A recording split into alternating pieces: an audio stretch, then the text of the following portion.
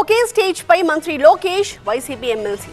School committee ఎన్నికల్లో political fight. ఆందోళనకు Nizam college students break. ఇటు రాజ్ తరుణ్ కి బిగ్ రిలీఫ్. ఇలాంటి వార్తలను 30 సెకండ్స్ ఫుల్ న్యూస్ లో చూద్దాం.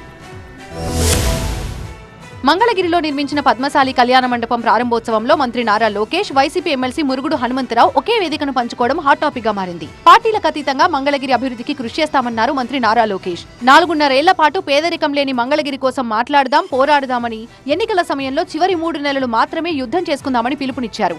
ఇది పార్టీలకు అతీతంగా పద్మశాలిల ఆధ్వర్యంలో నిర్మించిన భవనమని గుర్తు చేశారు వైసీపీ ఎమ్మెల్సీ హనుమంతరావు. ఇక మొన్నటి ఎన్నికల్లో మురుగుడు హనుమంతరావు కోడలు లావణ్య నారా లోకేష్ పై పోటీ చేసి ఓడిపోయారు.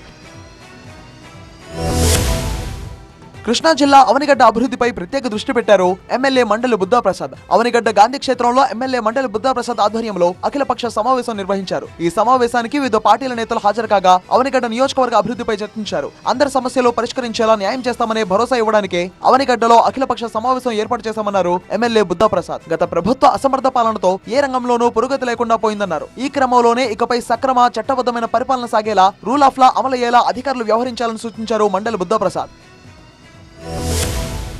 టాలీవుడ్ లో ప్రకంపనలు రేపుతున్న లావణ్య కేసులో నటుడు రాజ్ తరుణ్ కు ఊరట లభించింది. లావణ్య కేసులో రాజ్ తరుణ్ కు తెలంగాణ హైకోర్టు ముందస్తు బెయిల్ మంజూరు చేసింది. తనను పెళ్లి చేసుకుని మోసం చేశారంటూ నటి లావణ్య హైదరాబాద్ నార్సింగి పోలీస్ స్టేషన్ లో ఫిర్యాదు చేయడంతో కేసు నమోదైంది. రాజ్ తరుణ్ తాను కొన్నేళ్లు ప్రేమించుకుని సహజీవనం చేశామని, ఆ తర్వాత రహస్యంగా పెళ్లి కూడా చేసుకున్నామని కంప్లైంట్ చేయడంతో విచారణకు హాజరు కావాల్సిందిగా నోటీసులు జారీ చేశారు నార్సింగి పోలీసులు. దాంతో లావణ్య కేసుకు సంబంధించి రాజ్ తరుణ్ హైకోర్టును ఆశ్రయించి ముందస్తు బెయిల్ మంజూరు చేయాలని కోరారు. ఆధారాలు లేకుండానే కేసు నమోదు చేశారని రాజ్ తరుణ్ తరపు న్యాయవాది వాదనలు వినిపించారు. దాంతో రాజ్ తరుణ్ కు షరతులతో కూడిన బెయిల్ మంజూరు చేసింది.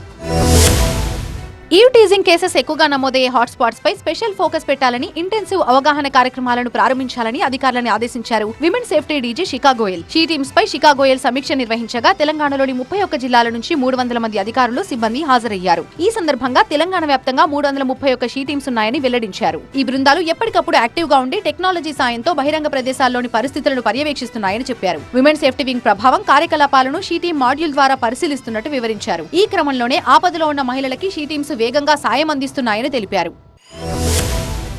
ఎమ్మెల్సీ బల్మూరి వెంకట హామీతో నిజాం కాలేజ్ విద్యార్థులను ఆందోళనను తాత్కాలికంగా విరమించారు. నిజాం కాలేజ్ హాస్టల్ ను డిగ్రీ విద్యార్థులకే కేటాయించాలి అనే డిమాండ్ తో 6 రోజులుగా నిరసన వ్యక్తం చేస్తున్నారు. తాజాగా నిజాం కాలేజ్ ముందు రోడ్డుపై బైఠాయించి నిరసన వ్యక్తం చేయడం ఉద్రిక్తతలకు దారితీసింది. డిగ్రీ విద్యార్థుల కోసం నిర్మించిన హాస్టల్లో పీజీ విద్యార్థులకు 50% కేటాయించడంపై ఆగ్రహం వ్యక్తం చేశారు. ఈ క్రమంలో ఎమ్మెల్సీ బల్మూరి వెంకట రంగంలోకి దిగి విద్యార్థులకు నచ్చజెప్పే ప్రయత్నం చేశారు. డిగ్రీ వారికి 100% హాస్టల్ ఉంటుందని, సోమవారంలోగా అధికారిక ఉత్తర్వులు వస్తాయని బల్మూరి వెంకట చెప్పడంతో తాత్కాలికంగా ఆందోళన విరమించారు నిజాం కాలేజ్ డిగ్రీ విద్యార్థులు.